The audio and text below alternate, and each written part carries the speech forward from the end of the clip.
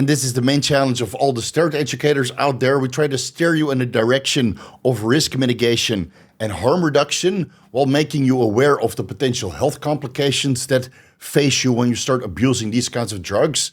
But if you don't put Trenbolone in the title, then you get no views.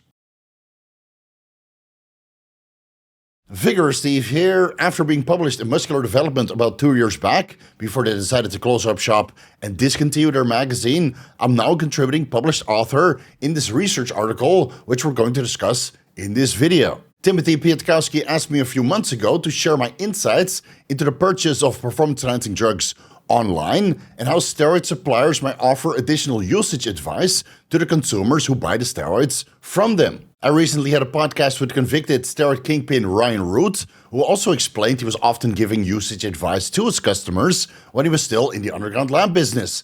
And nowadays he's giving safe and sound advice regarding hormone optimization through the TRT clinic that he's working with. I'll link that podcast at the end of this video. So let's go through the research paper together, and as usual, you can find the full citation down below in case you want to read the entire thing.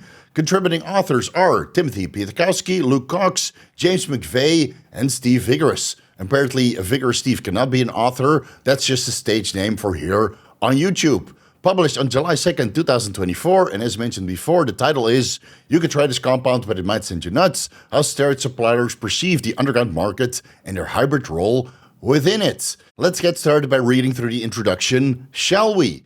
Many image and performance-enhancing drugs, such as anabolic androgenic steroids, were originally developed for medical purposes. However, many are illicitly manufactured.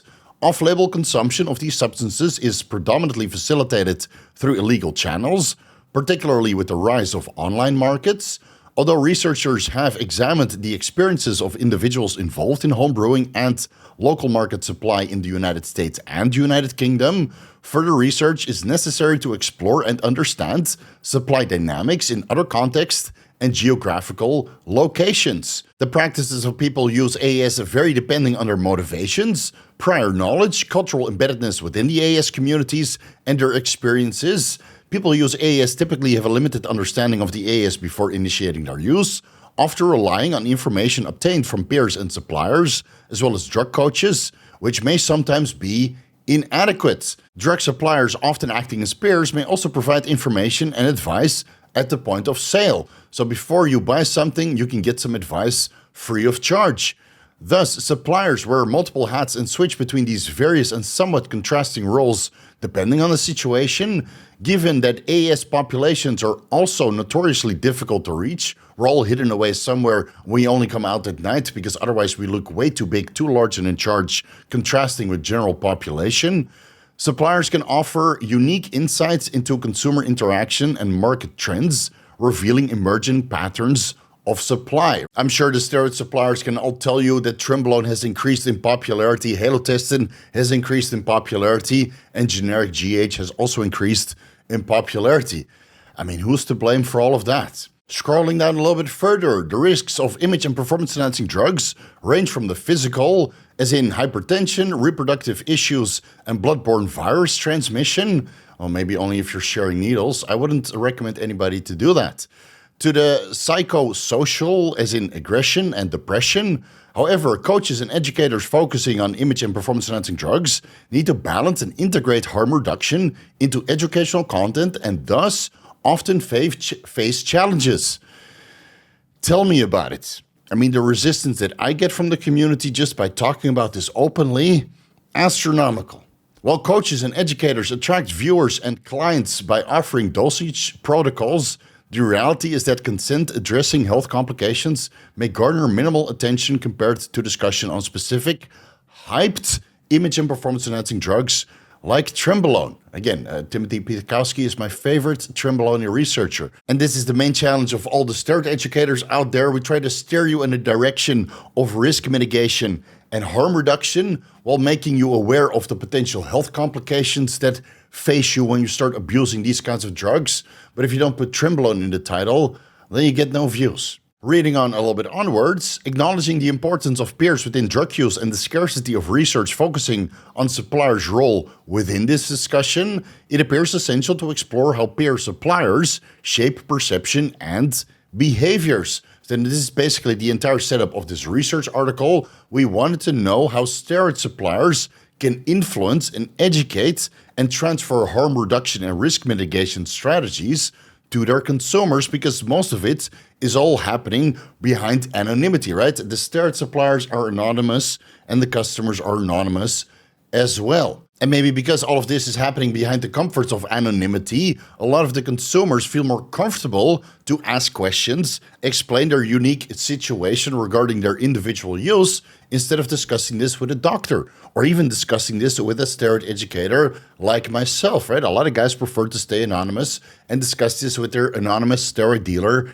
instead. And after a quick review of their planned cycle, getting some quality advice in the process, fingers crossed, at the same time they can start purchasing the drugs that they want to run as soon as it arrives. So how's this different from going to a prescribing physician who will give you advice for the medications that you're going to need to use, and then also write your prescription so you can purchase those medications right as you leave the door? And it's pretty much the same, albeit that some are illicit drugs and the other ones are prescription drugs. But the illicit drugs are also prescription drugs, but you're using them for off-label purposes. And here in the theoretical framing, we mentioned that drawing on this theoretical approach, drug supply does not necessarily align with conventional perception of illicit drug trafficking, but as means of aiding others in the community or supporting personal use. That's the story of my life. I wasn't doing anything illegal. I was helping another guy get his hormone prescription because nobody else was going to give him his hormone prescription, because the medical community is not in favor of a man with a little bit higher than 230 nanograms per deciliter, right? So he had to take matters into his own hands, and I'm empowering him. Personally, I don't see anything wrong with that, but the law might feel different. As extent work suggests, these evolving trends have led to small-scale operations involving single actors or small groups being commonplace amongst drug suppliers. These types of transactions are typically guided by subcultural norms and social trust, right?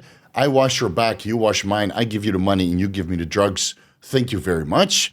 With friendships often being essential for gaining access, right? We all need a way in. This is why steroid suppliers and sources are never ever public, and we shouldn't discuss these sources in public either. YouTube is not a fucking source board, you idiots.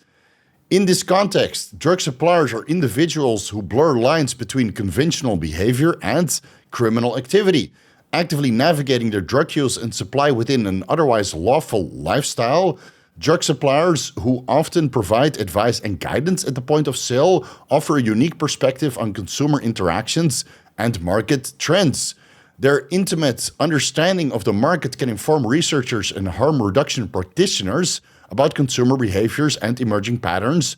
Using this theoretical framework, we aimed to provide insights into how drug suppliers perceive the current market and their roles within it.